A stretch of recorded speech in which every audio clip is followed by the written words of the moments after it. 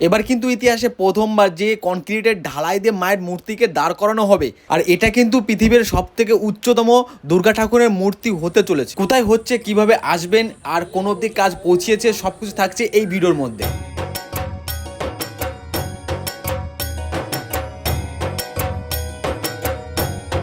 সব থেকে বড় দুর্গা ঠাকুরের প্রতিমা এবার হচ্ছে কামালপুরে। হ্যাঁ, আগের বারে যে অবস্থা হয়েছিল, এবার আমার মনে হয় না এবার ওরকম অবস্থা হবে। এই সেই অসুরের প্রতিমা এখানে এখনো সেইভাবে দাঁড় করানো আছে, যেভাবে তোমরা আগের বছর দেখেছিলে সেম পজিশনে এখনো দাঁড় করানো আছে। এখন তোমাদেরকে দেখাবো যে এখানে আর কোন কোন কাজগুলো হচ্ছে সেগুলো দেখতে পাচ্ছ। এইখানে মা দুর্গার পায়ের টেক্সচারটা এখানে রয়েছে, আর মাঠের চারিপাশে দেখতে পাচ্ছ সবকিছু কিন্তু ছড়িয়ে ছিটিয়ে রয়েছে। আর এদিকে দেখতে পাচ্ছ হাতের বাজু এখানে রয়েছে।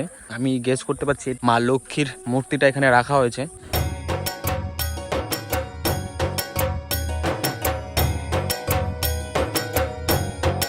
আর এইদিকে কিন্তু জোরদারভাবে কাজ শুরু করে দিয়েছে, দেখতে পাচ্ছ। আর এই সাইডটা কিন্তু অসুরকে রাখার জন্য টেক্সচারটা তৈরি করছে কনক্রিটের। আর এদিকে কিন্তু মা দুর্গার টেক্সচারটা কিন্তু রেডি করা, মানে জয়েন করা শুরু করে দিয়েছে। আর মায়ের মূর্তি জয়েন করার জন্য কিন্তু তলে কিন্তু লোহার পাত দিয়ে ঝালাই করে টেক্সচারটা রেডি করা হচ্ছে। আর এই পাশে কিন্তু অসুরের ফেসটা খারাপ হয়ে যাওয়াতে আবার নতুন করে ঠিক করা হয়েছে। আর এদিকে দেখো তোমরা, তলে কিন্তু সেভাবে ঝালাই করে পাতটা রেডি করা হতো। আর এটা কিন্তু দেখতে পাচ্ছ যে গুঁড়ো দিয়ে টেক্সচারটা বাঁধা হয়েছে। আর এখানে যে তোমরা গ্যাপগুলো দেখতে পাচ্ছ, এই গ্যাপগুলো কিন্তু বন্ধ করে দেওয়া হবে। এদিকে কিন্তু মায়ের ফেসটা দেখতে পাচ্ছ, ফেসটাকে আবার নতুন করে রং করা হয়েছে, আরও এর উপরে রং করা হবে, তারপর আরও সুন্দর দেখা যাবে। আর রং করতে করতে আমরা কিন্তু আবার আরেকটা ভিডিও নিয়ে চলে আসবো তোমাদের সঙ্গে, যে কোনো দিয়ে আরও পৌঁছিয়েছে। তার জন্য আমাদের চ্যানেলটাকে কিন্তু সাবস্ক্রাইব করতে ভুলো না কিন্তু। আর এই পাশটা কিন্তু বাঁশ দিয়ে আগে টেক্সচারটা সেটিং করছে। এটা কিন্তু কনক্রিটের ঢালাই করে এই মঞ্চটা তৈরি করা হবে, আর এর উপরে কিন্তু অসুরকে রাখা হবে। তোমরা একবার বুঝতে পারছো যে কনক্রিটের ঢালাই দিয়ে, পৃথিবীতে প্রথমবার কনক্রিটের ঢালাই দিয়ে জিনিসটা কিন্তু তৈরি করা হচ্ছে। আর এদিকে কিন্তু চারিপাশে ছড়িয়ে ছিটিয়ে রয়েছে জিনিসপত্রগুলো। দেখতে পাচ্ছ বাঘের মুখ এখানে রয়েছে, আর এদিকে রয়েছে লক্ষ্মীর টেক্সচার। এখানে খুব ভালোভাবে কাজ চলছে। মোটামুটি এইখান থেকে শুরু করে ওই পর্যন্ত জায়গাগুলো ইউজ করা হবে।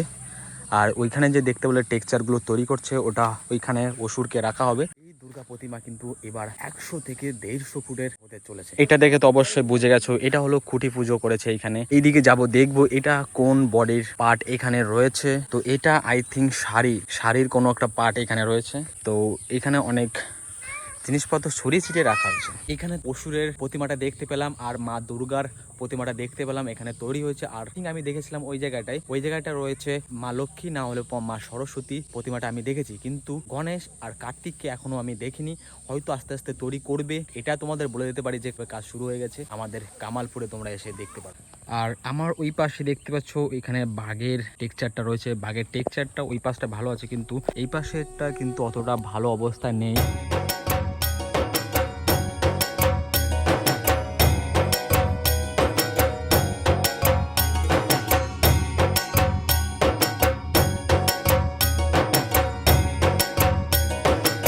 এখন বলে দিই, তোমরা যদি কেউ আসতে চাও এই জায়গাটায়, তাহলে তোমাদের একটু আমি অ্যাড্রেসটা বলে দিই। এই জায়গায় কামালপুরটা কোথায় আছে। যদি তোমরা রানাঘাট থেকে আসতে চাও, রানাঘাট স্টেশন থেকে নেমে তোমরা টোটো বা অটো ধরে তোমরা ডাইরেক্ট এই কামালপুরে তোমরা পৌঁছে যাবে। তোমরা যদি এখনো জানো না যে কল্যাণী আইটাই মোড়ে কি হতে চলেছে বা কাজটা কতদূর এগিয়েছে, সেগুলো তোমরা এই জায়গাটা তোমাকে দেখতে পারবে।